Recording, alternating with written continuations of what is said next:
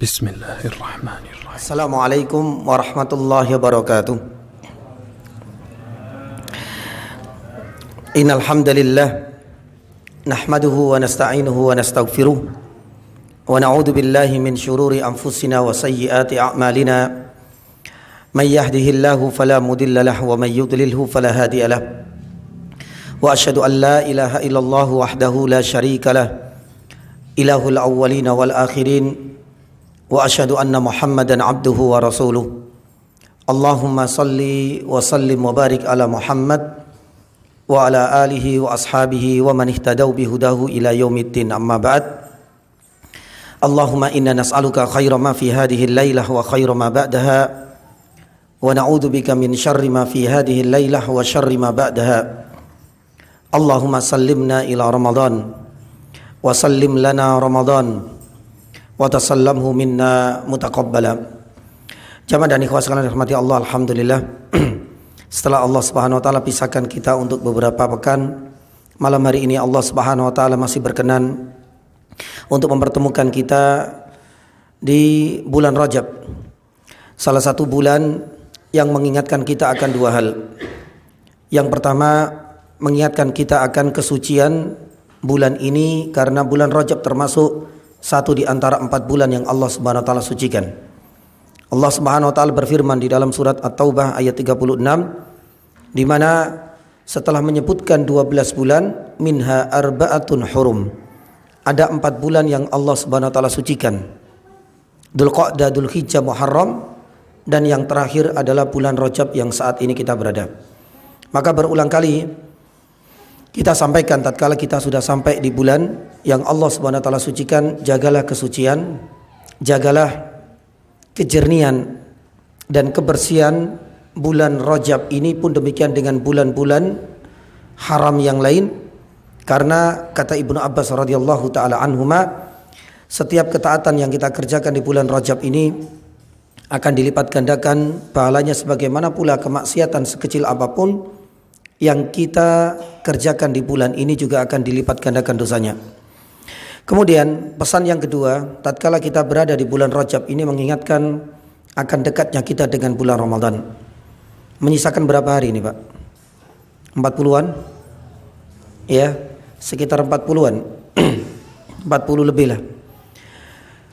Bulan Rajab, kata Abu Bakar Al-Warraq Al-Balhi rahimahullahu taala menuturkan, laksana seorang petani jamaah, ketika ingin memanen pasti butuh proses dan waktu yang cukup lama. Dia butuh waktu untuk membajak sawah, untuk bercocok tanam, untuk pengairan, untuk menyiangi juga, sampai nanti pada proses yang terakhir, kalau Allah Subhanahu wa taala menghendaki, ia akan bisa memanen.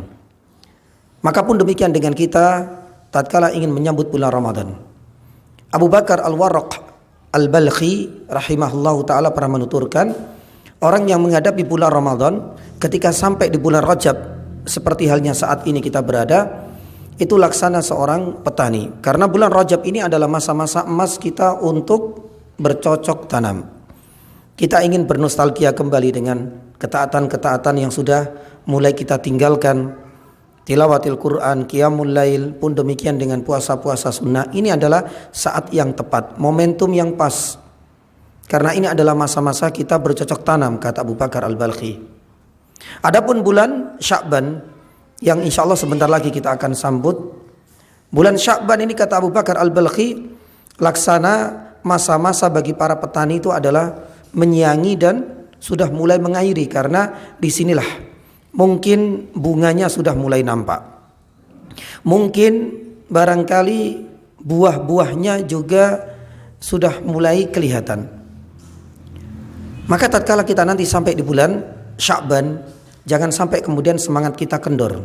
Tapi kita harus tetap menjaga konsistensi dan istiqomah kita. Karena jangan sampai kemudian masa-masa Sya'ban ini kemudian kita abaikan. Besar kemungkinan seluruh apa yang kita tanam itu akan gagal panen. Makanya Sya'ban ini harus kita pertahankan apa yang sudah kita laksanakan dan yang sudah kita kerjakan di bulan Rajab saat ini. Barulah kemudian di bulan Ramadan, kata Abu Bakar Al-Balhi, menuturkan bahwasanya bulan Ramadan itu adalah yaumun hasad, masa di mana seseorang itu berhak untuk memanen. Maka tidak etis kalau seandainya seorang petani hanya ingin mendapatkan hasil yang memuaskan, panen yang melimpah, tapi ia tidak pernah berkorban, ia tidak pernah berjuang, bahkan tidak pernah juga ikut menanam. Maka pun demikian dengan kita kaum muslimin ketika sudah mendekati bulan Ramadan. Semoga Allah Subhanahu wa taala memudahkan langkah kita untuk membekali diri kita ini dengan ketaatan-ketaatan kepada Allah Subhanahu wa taala sebagai bekal dan modal kita untuk menyambut bulan Ramadan yang sudah kita nanti kedatangannya insyaallah taala. Jamaah dirahmati Allah Subhanahu wa taala.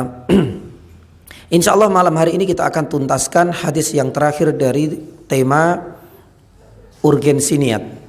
Ya. Dan ini adalah hadis yang terpanjang dari sekian hadis, kalau nggak salah ada 12 hadis yang dicantumkan oleh Imam An-Nawawi di dalam Riyadhus Shalihin, karena ada banyak bab. Bab pertama itu adalah bab tentang urgensi keikhlasan, dan ini ada sekitar 12 hadis. Dan hadis yang ke-12 ini hampir seluruhnya sudah kita sampaikan dan sudah kita jabarkan pula beberapa faedah dan pelajaran penting tentang kisah 3 orang yang terkungkung, yang terperangkap di dalam gua. Dulu kita sampaikan perawinya, kita sampaikan urgensi dari keikhlasan, kita sampaikan juga tentang keutamaan berdoa dan hukum-hukum yang terkait dengannya. Kita sampaikan juga tawasul, ya, beserta macam-macamnya. Kemudian kita sampaikan juga tentang keutamaan berbakti kepada orang tua. Menyisakan 3 faedah, dan insyaallah mudah-mudahan malam hari ini kita bisa tuntaskan. Faedah yang ke-6, kalau tidak salah ini yang ke-6. Yang ke-6 yang bisa kita petik dari hadis yang cukup panjang ini, jamaah yang dirahmati Allah, adalah mencari sebab-sebab yang bisa mendatangkan kemudahan di saat kita menghadapi kesulitan. Jadi kita harus mencari sebab-sebab yang bisa mendatangkan kemudahan di saat kita menghadapi kesulitan. Jamaah dirahmati Allah Subhanahu wa taala, adanya kesulitan dan kemudahan ini adalah bumbu kehidupan. Maka tatkala kita hidup di dunia ini, pasti yang namanya kesulitan itu adalah sebuah keniscayaan. Sebagaimana pula kemudahan itu juga pasti akan kita dapatkan.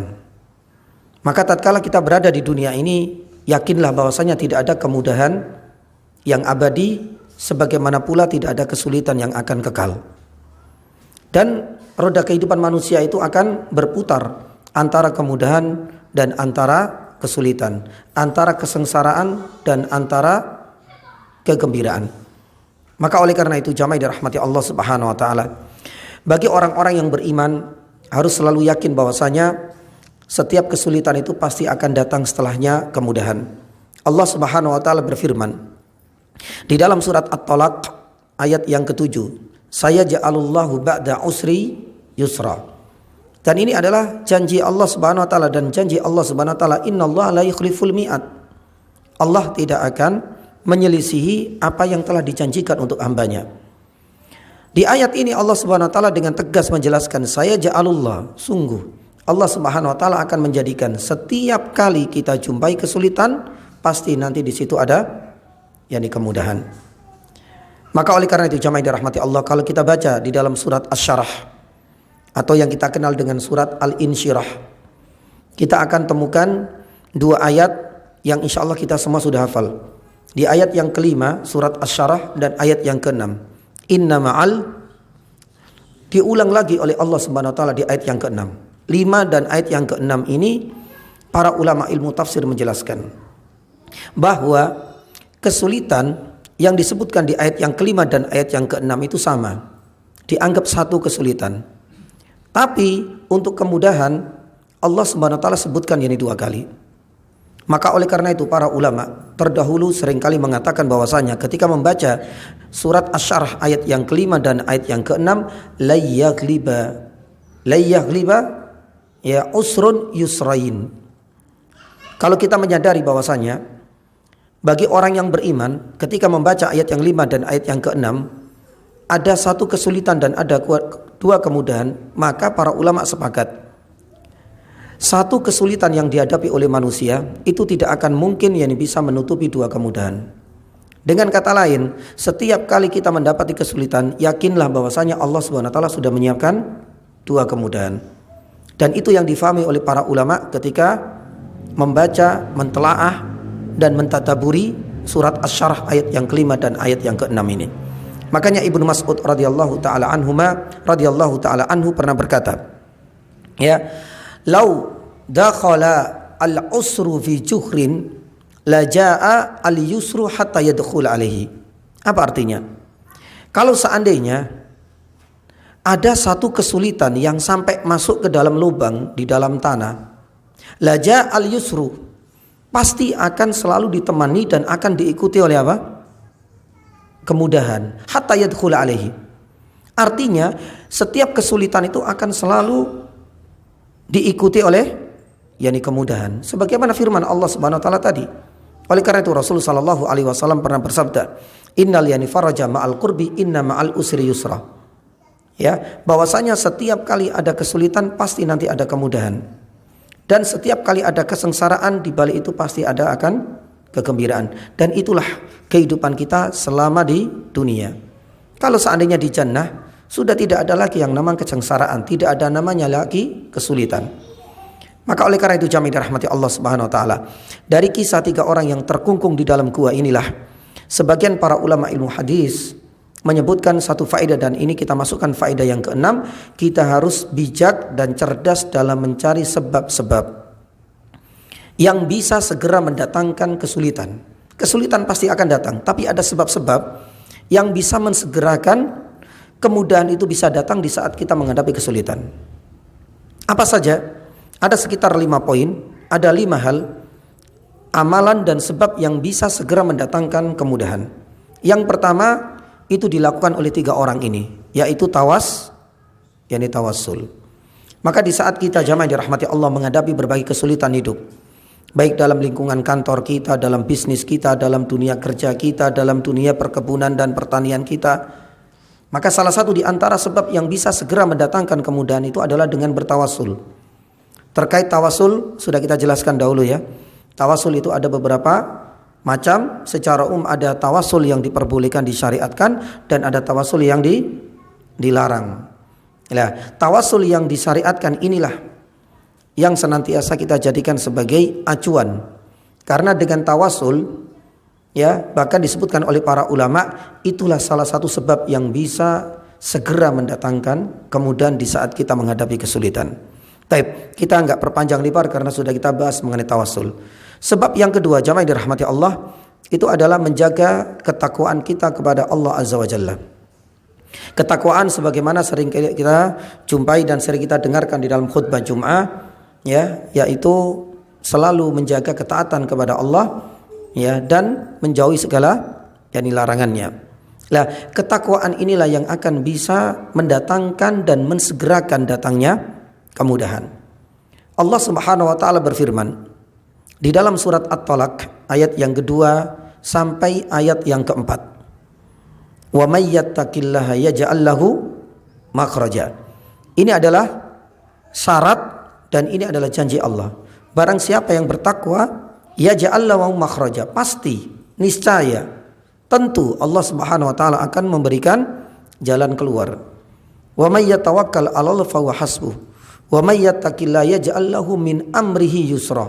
Dan barang siapa yang bertakwa, Allah Subhanahu wa taala mengulang kembali, barang siapa yang bertakwa kepada Allah, Allah Subhanahu wa taala akan memudahkan segala urusannya. Ibnu Katsir rahimahullah taala di dalam tafsirnya ketika menafsirkan ayat yang keempat dari surat At-Talaq ini, beliau mengatakan bahwasanya yaj'al lahu min amrihi yusra, Allah Subhanahu wa taala akan memudahkan urusannya. Kata beliau, bukan hanya sekedar memudahkan, tapi mempercepat. Beliau mengatakan apa? Makhrajan qoriban wa makhrajan ajilan. Jadi orang yang bertakwa itu akan dimudahkan urusannya. Bukan hanya sekedar dimudahkan, tapi akan dipercepat oleh Allah Subhanahu wa taala pintu-pintu kemudahan untuknya. Maka oleh karena itu jamaah dirahmati Allah Subhanahu wa taala, ini adalah sebab yang kedua dan amalan yang kedua yang bisa mensegerakan datangnya kemudahan di saat kita menghadapi kesulitan. Setelah tawassul, yang kedua kita jaga ketaatan. Yang ketiga, para ulama menyebutkan salah satunya adalah dengan mengingat Allah Subhanahu wa taala di saat kita longgar, mengingat Allah Subhanahu wa taala di saat kita senggang, mengingat Allah Subhanahu wa taala di saat kita sehat. Ini adalah hal yang sangat penting sekali. Makanya di dalam sebuah hadis dari Ibnu Abbas radhiyallahu taala anhuma, Nabi sallallahu alaihi wasallam pernah bersabda, ya, ta'arraf yani ilaihi fir raha ya'rifka fi syiddah.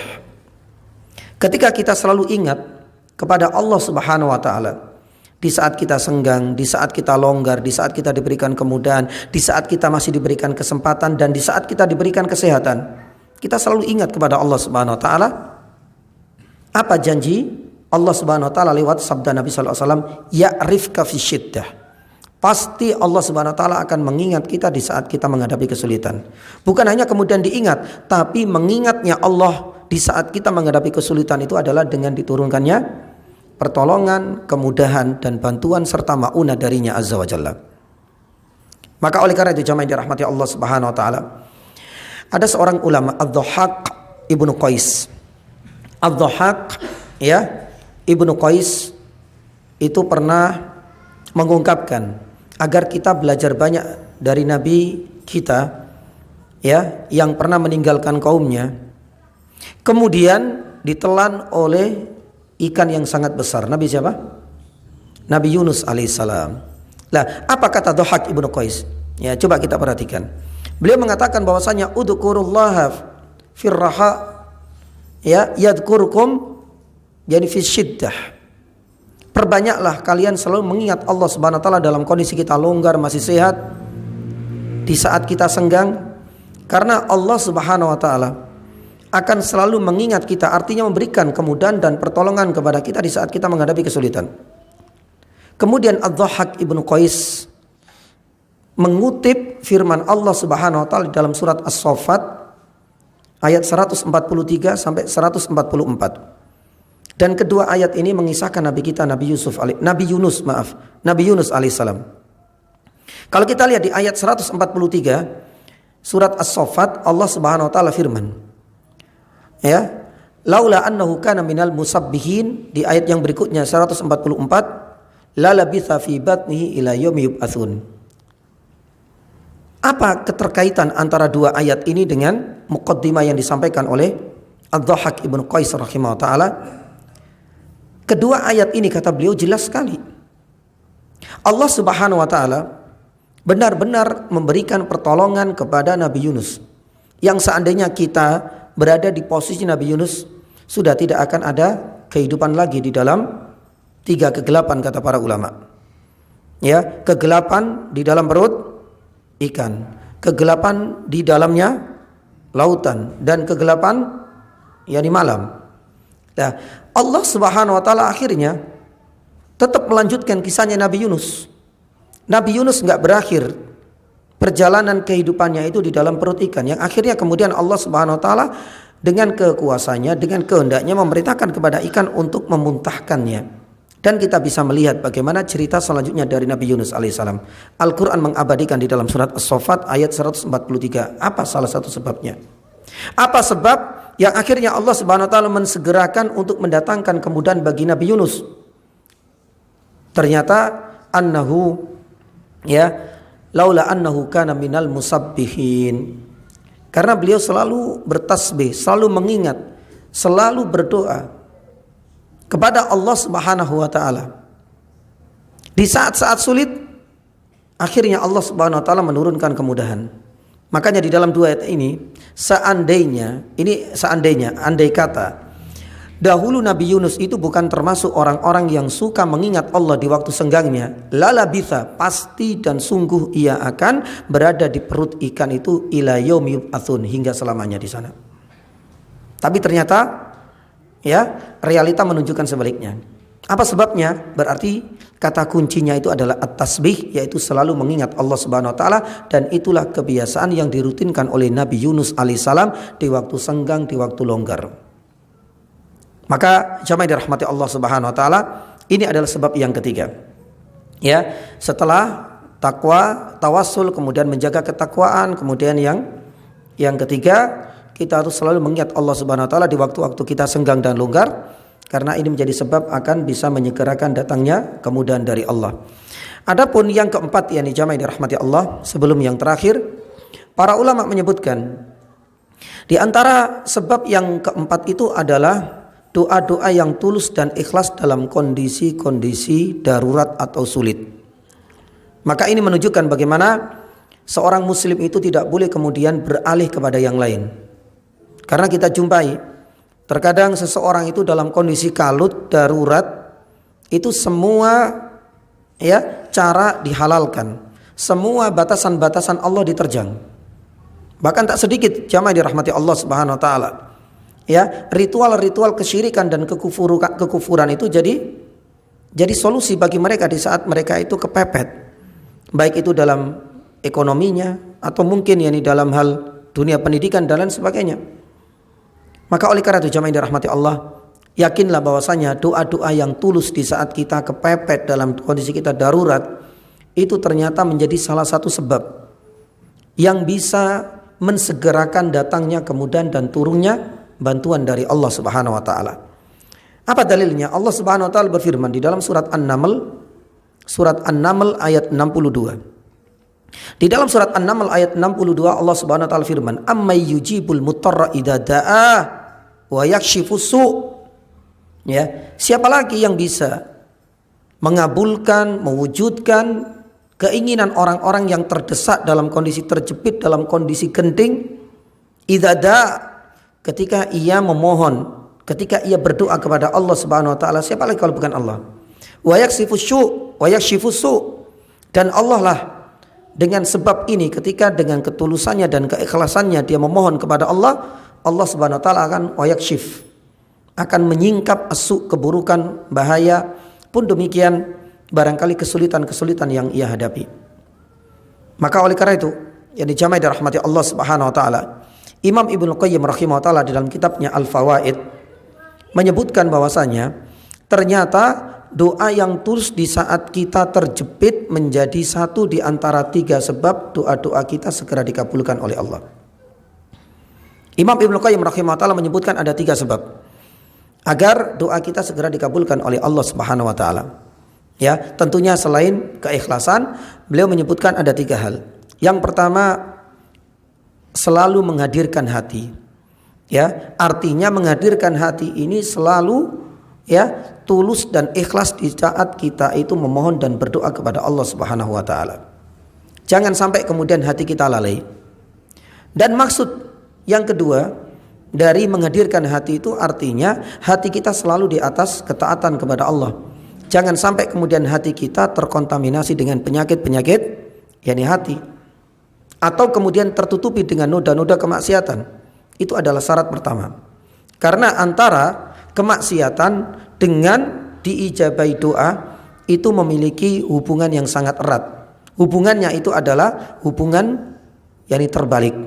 Karena kemaksiatan itu menjadi sebab terhalangi doa-doa kita dikabulkan oleh Allah Subhanahu wa taala. Makanya perlu untuk selalu menghadirkan hati.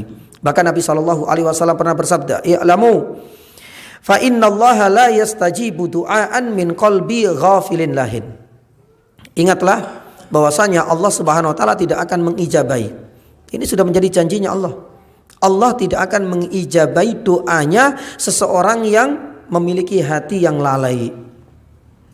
Artinya di sini lalai itu penuh dengan noda kemaksiatan, dengan penyakit-penyakit hati. Karena ini kontradiksi dengan diijabainya doa-doa dan pengharapan yang kita. Kata Ibnu Qayyim rahimahullah taala, ini adalah syarat pertama. Ketika seseorang selalu menghadirkan hatinya, selalu menjauhi kemaksiatan dan menjauhkan hatinya dari penyakit-penyakit hati. Yang kedua, kata Ibnu Qayyim rahimahullah taala, apa? Yaitu doa yang tulus di saat-saat genting atau darurat. Ternyata ini menjadi syarat dan sebab yang kedua doa kita akan diijabahi, kata Ibnu Qayyim rahimahullah taala. Makanya kita bisa melihat jamaah dirahmati Allah, banyak sekali kisah-kisah yang memperkuat akan hal ini.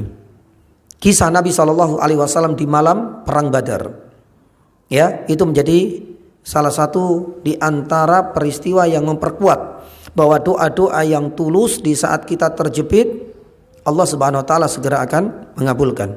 Bahkan hadis yang sedang kita bahas ini adalah dalam kondisi yang memang benar-benar darurat. Ketika ketulusan itu menyertai permintaan dan permohonan seorang hamba, ternyata itu menjadi sebab yang kedua, ya, doa-doanya akan segera dikabulkan dan diijabahi oleh Allah Subhanahu wa taala. Ini yang kedua. Adapun yang ketiga, kata Ibnu Qayyim rahimahullah dalam kitabnya Fawaid, itu adalah selalu yakin bahwa doanya akan diijabahi oleh Allah. Selalu berprasangka baik, husnudzon kepada Allah Subhanahu wa taala akan mengabulkan doanya. Nabi SAW itu pernah bersabda, ya alam udkurullah wa antum muqinuna bil ijabah. Ud'ullah, ketika engkau berdoa kepada Allah, wa antum muqinuna bil ijabah, seharusnya kalian, hatimu dan dirimu itu selalu yakin, sadar diri akan diijabainya doa-doa. Tapi kalau seandainya kita ragu, kita masih bimbang, ya, belum doa yani saja masih ragu-ragu doanya ini diijabai atau enggak. Kalau seandainya masih muncul keraguan, kebimbangan di dalam hati, ini kata Ibnu Qayyim menjadi penghalang doa kita segera diijabai. Maka ini adalah di antara tiga hal, kata Ibnu Qayyim rahimahullah taala, sebab segera dikabulkannya doa kita, dan salah satunya menjadi poin yang keempat, ya, di mana jamaah dirahmati Allah Subhanahu wa taala, doa-doa yang tulus dalam kondisi kita terjepit, dalam kondisi kita darurat, itu ternyata menjadi sebab yang bisa mensegerakan datangnya pertolongan dan kemudahan dari Allah Azza wa Jalla. Taib. Ini yang keempat, ya. Taib. Yang kelima, yang terakhir, ya, jamaah dirahmati Allah Subhanahu wa taala. Di antara amalan yang terakhir itu adalah kathratul istighfar, kata para ulama, dengan memperbanyak apa? Yang istighfar, dan memperbanyak pula taubat. Ya. Terkait istighfar ini kita bisa mencontoh dan belajar dari kisahnya Nabi Nuh alaihissalam.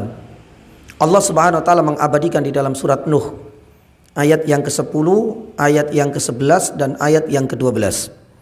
Di dalam surat Nuh ayat yang ke-10 sampai ayat yang ke-12, Allah Subhanahu wa taala berfirman, faqultu astaghfiru rabbakum. Ya. Perbanyak istighfar kepada Allah, innahu kana ghaffara. Apa efek positif dari kita beristighfar? Allah Subhanahu wa taala menyebutkan dalam surat Nuh ayat yang ke-11, yursilis samaa'a 'alaikum midrara. Di ayat yang ke-12, wa yumdidkum bi amwali wa banina wa yaj'al lakum jannati wa yaj'al lakum anhara. Siapa sangka dengan kembalinya seseorang al-luju ilallah, dengan meninggalkan kemaksiatan, memperbanyak istighfar, ternyata Allah Subhanahu wa taala memberikan banyak sekali keutamaan. Salah satunya yursilis sama alaikum midrara. Allah Subhanahu wa taala akan menurunkan hujan di saat orang-orang itu banyak memperbanyak istighfar dan meninggalkan kemaksiatan.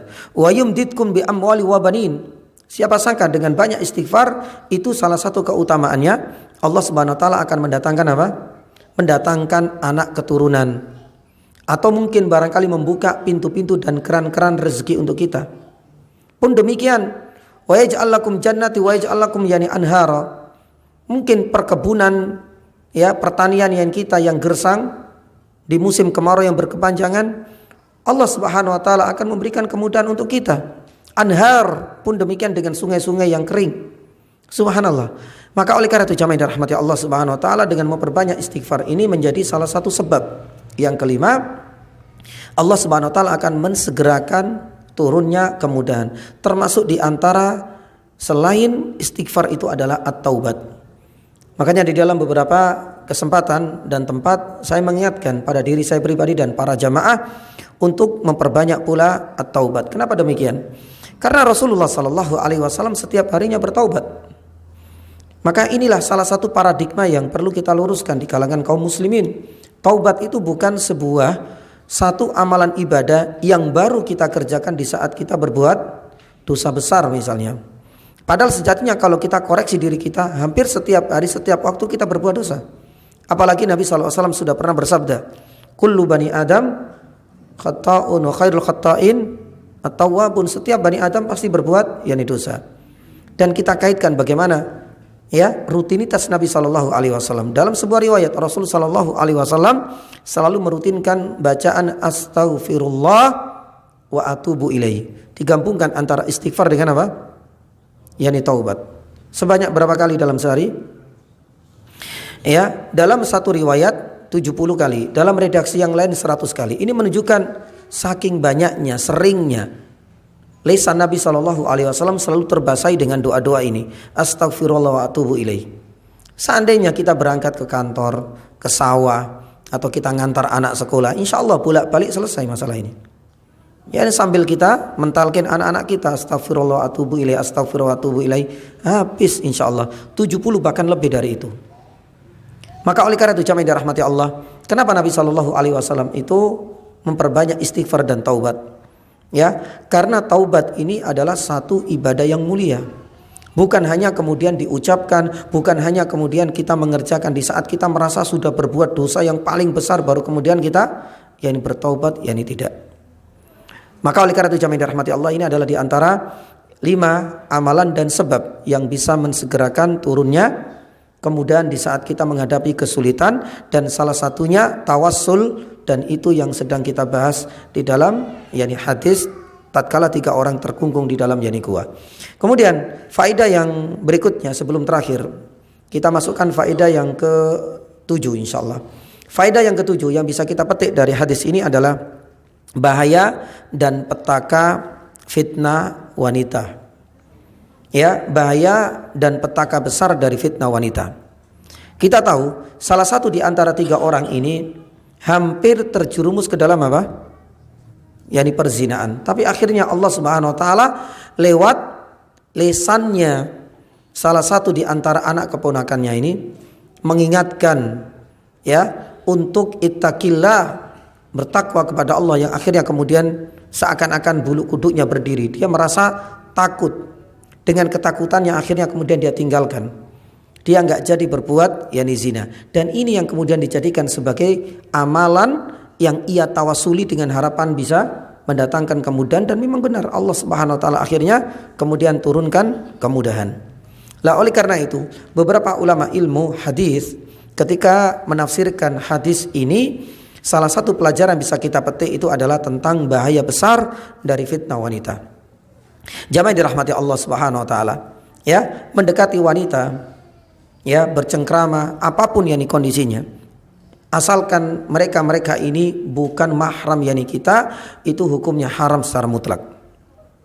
Baik mereka ini maaf masih muda atau masih tua, Pak.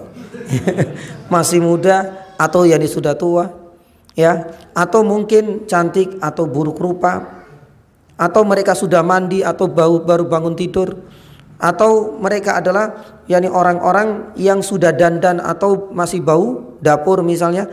Hati-hati yakni jamaah. Fitnah wanita ini sangat yakni besar. Makanya para ulama yakni mengatakan bahwasanya fitnah wanita ini, terutama ulama ilmu tafsir, dan itu juga diamini oleh ulama-ulama yang lain, itu lebih dahsyat pengaruhnya, efeknya daripada pengaruh dari fitnah dan godaan syaitan itu sendiri. Bagaimana hal itu bisa terjadi?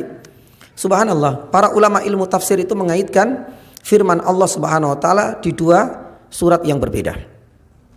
Ya, ketika Allah Subhanahu wa taala mengisahkan Nabi Yusuf, ya, Nabi Yusuf di surat Yusuf ayat 28, ya, kita bisa melihat bagaimana godaan dan fitnah wanita begitu dahsyat, sampai kemudian disebutkan dalam surat Yusuf ayat 28, inna kaidakunna azim, bahwasanya makar kalian wahai para wanita untuk menggoda Nabi Yusuf, ya, bahwasanya godaan dan ya rayuan kalian semua azim, itu sangat besar dahsyat. Ya, coba bandingkan dengan godaan syaitan. Di dalam surat An-Nisa ayat 76, Allah Subhanahu wa taala firman, inna kaidas syaitani kana dha'ifa. Sesungguhnya godaan, rayuan syaitan kana dhaif. Dhaif artinya apa? Lemah. Jadi lebih kuat dan lebih dahsyat mana? Godaan yakni wanita. Makanya dibandingkan antara 2 surat inilah para ulama ya mengingatkan kembali bahwasanya fitnah wanita lebih besar. Inna kaidakunna azim. Adapun godaan dan rayuan syaitan, Allah Subhanahu wa taala menjelaskan inna kaida syaitani kana dhaifa, itu lemah banget. Ya, oleh karena itu benar apa yang disabdakan oleh Nabi sallallahu alaihi wasallam dalam salah satu hadis sahih. Beliau pernah bersabda, "Ma taraktu ba'di fitnatan adarru 'alar rijal minan nisa." Kata Nabi sallallahu alaihi wasallam, "Ma taraktu, aku tidak meninggalkan sepeninggalku setelah aku wafat satu ujian yang itu paling berbahaya bagi kaum laki-laki melebihi fitnah apa? Yani fitnah wanita." Ya, berkaitan dengan hal ini insyaallah ya, banyak di antara kita yang sudah membaca tentang dalil-dalil ya yang berkaitan dengan fitnah wanita, tapi saya ingin menambahi dua kisah. Yang pertama adalah dari Sa'id ibnu al-Musayyib, dan yang kedua jamaah dirahmati Allah Subhanahu wa taala dari Atha ibnu Abi Rabah. Ya, keduanya dari kalangan para tabi'in. Ya, ada apa dengan kisah mereka berdua yang kita kaitkan dengan fitnah wanita? Yang pertama, Sa'id ibnu al-Musayyib pernah menuturkan, "Waqad balaghtu 80 sanah." Aku ketika sudah sampai usia 80 tahun, di sini ada 80 tahun ya. Taib. Apa yang dia tuturkan? Dia mengakui bahwasanya ketika aku sudah berusia di usia 80 tahun, ini kan ya bisa dikatakan semuanya sudah melemah lah. Apapun, mulai dari organ tubuhnya, kekuatannya, yakni fisiknya, semua sudah melemah. Enggak punya daya dan kekuatan.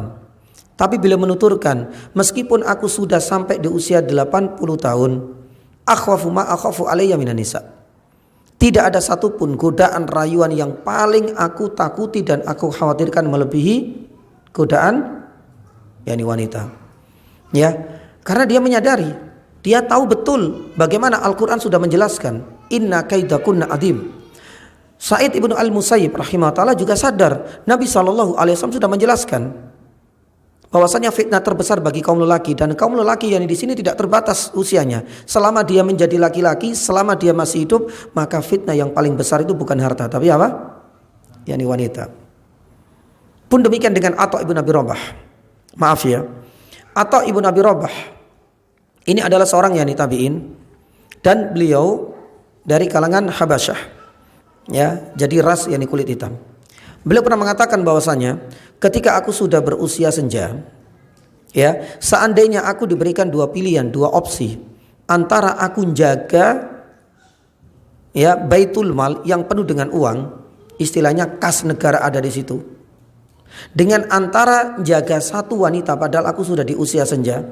Dia mengatakan, sekalipun aku tidak memiliki skill untuk bisa menjaga aset negara, itu lebih mending aku memilih ini daripada aku harus menjaga satu yakni wanita. Tapi dia mengatakan apa? Amah itu budak. Ya, tentu antara budak dengan wanita yang merdeka itu beda kualitas, yakni beda dandannya. Tapi dia mengatakan, meski demikian aku lebih takut untuk menjaga satu yakni budak daripada aku harus yakni menjaga baitul mal. Maka oleh karena itu jamaah rahmati Allah Subhanahu wa taala, inilah ya di antara bukti bagaimana fitnah wanita ini tidak bisa disepelekan. Ya. Jangan sampai kemudian kita merasa saya adalah orang yang paling aman dari fitnah wanita karena saya sudah menikah. Bahkan kadang-kadang yang sudah menikah ini juga malah tidak aman dari fitnah, yakni fitnah wanita. Ya, maka hati-hati dengan fitnah ini. Sekali lagi, fitnah ini adalah fitnah dan ujian terbesar bagi kaum lelaki. Ya, melebihi fitnah harta, fitnah jabatan, dan ujian-ujian yang lain. Adapun yang terakhir yang ke-8 sudah adzan? Belum, taib. Yang terakhir yang dijamaah dirahmati Allah Subhanahu wa taala yang ke-8. Ya, di antara faedah yang bisa kita petik dari kisah ini, para ulama menjelaskan bahwa faedah yang terakhir itu adalah urgensi jujur dan amanah di dalam kita bekerja. Ya, urgensi dan pentingnya kita menjaga kejujuran dan nilai-nilai amanah di dalam kita bekerja. Dari mana kita dapatkan faedah ini?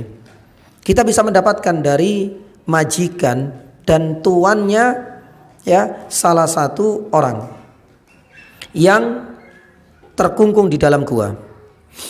Padahal itu cuma gaji yang tidak seberapa.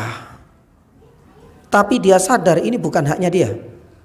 Ternyata dari gaji itu karena orangnya entah kemana hilang, gaji itu kemudian diinvestasikan.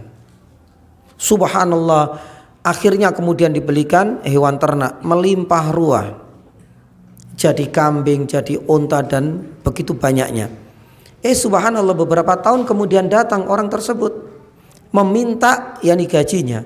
Karena dia memang benar-benar menginvestkan, bukan ditabung. Maka semua dari investasi, hasil dari gaji yang ia tinggalkan dari pegawainya itu kemudian dia biarkan. Dia berikan seluruhnya, dan itu tidak tersisa sama sekali.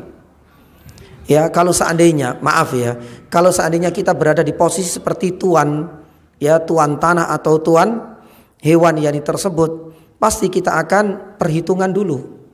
Ya, dulu gajimu cuma mungkin 2 juta. Ya, sekarang menjadi ratusan ekor kambing dan ratusan ekor unta. Tapi kan ini butuh apa? Perawatan. Ini juga butuh menyewa orang untuk mencari pakan dan lain sebagainya. Belum lagi juga untuk membeli air, dan pasti kita akan hitung-hitungan. Bertahun-tahun kita merawat, masa kita nggak dapat apa-apa, nggak dapat gantilah, nggak dapat modal dari seluruh pengorbanan kita. Itu pasti kita, tapi dia enggak. Dia berikan seluruhnya.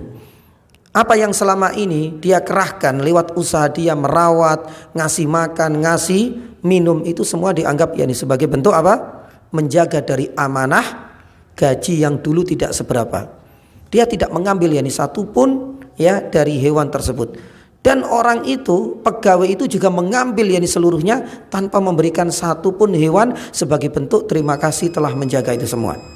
Lah, jamaah dirahmati Allah Subhanahu wa taala, setelah ada nanti kita akan sampaikan sedikit tentang urgensi dari amanah, apa dalilnya di dalam Al-Qur'an, dan apa efek negatif kalau seandainya jujur dan amanah ini sudah hilang dalam kehidupan sehari-hari kita, terutama ketika kita tidak amanah di dalam bekerja. Nanti kita akan sampaikan setelah adzan biidznillah taala. Tafadhal. Alhamdulillahilladzi hadana li hada wa ma kunna linahtadiya laula an hadanallah wa asyhadu an la ilaha illallah wa asyhadu anna Muhammadan abduhu wa rasuluh. Jamaah dirahmati Allah Subhanahu wa taala, terkait urgensi dan pentingnya kita menjunjung tinggi nilai-nilai kejujuran dan amanah di dalam kita bekerja, di dalam kita menjalankan amanah yang harus kita pikul dan tanggung jawab yang harus kita emban. Allah Subhanahu wa taala berfirman di dalam surat An-Nisa ayat 58. Di dalam surat An-Nisa ayat 58, menjalankan amanah itu adalah sebuah kewajiban. Bahkan Allah Subhanahu wa taala firman, innallaha ya'murukum an tu'addul amanati ila ahliha. Dan ini adalah perintah dari Allah. Bukan hanya sekedar anjuran, bukan sekedar himbauan, tapi ini adalah instruksi yang kita tahu hukumnya wajib. Innallaha ya'murukum, sesungguhnya Allah memerintahkan kepada kalian semua antu adul, untuk menjalankan, untuk benar-benar mewujudkan apa yang diinginkan dari orang-orang yang telah memberikan amanah kepada kita. Dan surat An-Nisa ayat 58 ini memang selaras dengan sabda Nabi SAW, Addil amanata ila mani tamanak wala takhun man khanak. Nabi SAW bersabda, Addil amanah, laksanakan dan tunaikan amanah. Amanah ini luas cakupannya. Amanah kata Syekh Sa'di rahimahullah ta'ala, itu apapun kewajiban-kewajiban yang memang Allah Subhanahu wa taala atau orang lain titipkan kepada kita. Kalau seandainya kita menjadi orang yang amanah kepada Allah, berarti kita adalah orang-orang yang jujur. Jujur di dalam menjalankan perintahnya, jujur di dalam meninggalkan kemaksiatan tanpa harus menawar-nawar lagi. Itu namanya jujur kepada Allah. Pun demikian jujur kepada orang lain, kepada sama manusia. Mungkin kita diberikan titipan dari orang lain, maka kita harus kembalikan. Gak boleh kemudian mangkir. Kalau seandainya kita diberikan jabatan, kemudian kita juga diberikan amanah yang lain, misalnya menjadi ketua ini, ketua itu, dan lain sebagainya, maka tunjukkan bahwasanya kejujuran itu harus benar-benar kita laksanakan amanah itu dengan sebaik-baiknya. Maka oleh karena itu jamaah yang dirahmati Allah SWT, Nabi SAW mengatakan adil amanata ila mani tamanak. Laksanakan dan kerjakan serta tunaikan amanah dari orang-orang yang telah memberikan amanah itu kepadamu. Dan jangan sekali-kali engkau mengkhianati mereka. Jamaah dirahmati Allah Subhanahu wa taala. Para ulama menyebutkan bahwasanya hilangnya amanah, hilangnya kejujuran itu ternyata menjadi salah satu petaka besar, dan ini dibuktikan oleh beberapa dalil-dalil yang lain. Ya, bahwasanya hilangnya amanah itu kata para ulama menjadi perkara pertama ya hilangnya dari agama ini. Jadi sesuatu yang pertama kali hilang dari syariat ini itu adalah nilai kejujuran dan amanah itu sendiri. Nabi SAW pernah bersabda, "Awwalu ma tafqaduna min dinikum al-amanah wa akhiruhu as-shalah." Jadi hal yang pertama kali hilang dari ajaran Islam, artinya banyak orang yang sudah meninggalkan, banyak orang yang sudah tidak amanah lagi, banyak orang yang tidak jujur lagi. Itu adalah perkara pertama yang akan hilang dari agama Islam itu. Maka kalau seandainya kita mendapati banyak orang yang sudah tidak amanah dan jujur dalam segala hal, dalam hal pekerjaan, di dalam hal jabatan, di dalam hal mungkin amanah-amanah kecil, misalnya titipan-titipan kemudian ia mengelak misalnya, maka ingatlah bahwasanya itu adalah sesuatu yang sudah dinaskan oleh Nabi SAW bahwa syariat itu akan semakin lama akan rontok. Satu demi satu itu syariat itu akan ditinggalkan. Tapi pertama kali yang ditinggalkan itu adalah amanah itu sendiri. Wa akhiruhu as-shalah. Dan perkara yang paling akhir akan ditinggalkan oleh kaum muslimin itu adalah perkara apa? Yani salat. Maka bersyukurlah yani kita semua masih bisa menjaga yani salat. Karena kalau seandainya sudah hilang yani salat, maka berarti itu menjadi perkara syariat yang ditinggalkan. Maka tinggallah kelak itu adalah manusia-manusia bejat, manusia-manusia yang paling yang buruk akhlaknya, dan itu sudah menjadi pertanda dekatnya kita dengan yakni hari kiamat. Maka selain amanah itu adalah perkara agama yang pertama kali ditinggalkan oleh kaum muslimin, ya, amanah itu ketika ditinggalkan itu menjadi pertanda pula dekatnya kita dengan hari kiamat. Nabi SAW pernah bersabda, "Idza wusidal amru ila ghairi ahliya fantadiri sa'ah." Ya, ketika amanah itu diberikan kepada orang-orang yang tidak layak, orang-orang yang tidak punya integritas, orang-orang yang tidak punya kapasitas, orang-orang yang memang ya tidak berhak untuk melaksanakan yani amanah tersebut, kata Nabi SAW, fantadiri sa'ah. Maka tunggulah. Ya, malapetaka, tunggulah dicabutnya keberkahan, tunggulah ya banyaknya kemaksiatan, tunggulah ya kesengsaraan dan banyak lagi. Karena itu adalah efek ketika amanah itu diberikan kepada orang yang tidak yani layak untuk mengembannya. Bahkan yang dijamah dirahmati Allah Subhanahu wa taala, yani amanah ketika hilang itu menjadi salah satu tanda orang apa? Yani munafik. Nabi SAW bersabda, ayatul munafiki thalath. Tanda-tanda orang munafik itu ada 3. Ya, ketika ngomong berdusta. Ya, ketika berjanji selalu mengingkari. Ketika diberikan amanah tidak menjalankan dengan yani baik. Itu sudah disebutkan oleh Nabi SAW. Maka oleh karena itu jamaah dirahmati Allah Subhanahu wa taala, marilah kita belajar dari hadis ini. Bagaimana amanah itu memang butuh pengorbanan. Ya, bayangkan ia tidak meminta satu pun. Ya, tidak meminta yani seperser pun. Bahkan tidak meminta satu kambing atau satu unta. Padahal dia sudah berkorban untuk menjaga amanah itu. Itu saja dia tidak mendapatkan apa-apa. Apalagi kalau seandainya kita kaitkan dengan amanah-amanah yang ada di pundak-pundak kita saat ini. Bahkan kita sudah digaji mungkin barangkali. Kita sudah dikasih upah, kita pun yang sudah mendapatkan fasilitas yang mewah, tapi ternyata itu tidak menjadi ya jaminan bahwasanya kita bisa menjalankan amanah itu dengan sebaik-baiknya. Maka ini adalah harapan yang terakhir yang kita, semoga Allah Subhanahu wa taala yang memberikan dan menganugerahkan yakni kepada kita semua orang-orang yang amanah dan para pemimpin-pemimpin yang yakni amanah, jujur yakni juga. Ya karena kita sudah mendekati yakni juga Pilpres. Allahu taala a'lam yakni bishawab. Saya tidak ingin memperpanjang yakni lebar, nanti khawatir disalah tafsirkan dan disalah yakni artikan. Sebenarnya untuk tentang amanah ini ada satu ayat, tapi ayat ini kok seringkali dikutip oleh beberapa yakni orang-orang ketika musim-musim Pilpres ini, makanya saya tak sebutkan, khawatir nanti yakni disalah yakni tafsirkan tentang Nabi Musa alaihissalam. Tapi kalau ada pertanyaan sembari menunggu iqamah, yakni kami persilakan. Tafadhol. Ada pertanyaan yakni jamaah? Jangan tepi-tepi jurang ya Pak ya pertanyaannya ya. Khawatir. Kalau bisa pertanyaan yang wajar-wajar yakni saja. Saya khawatir ini. Baik, enggak ada pertanyaan insyaallah ya.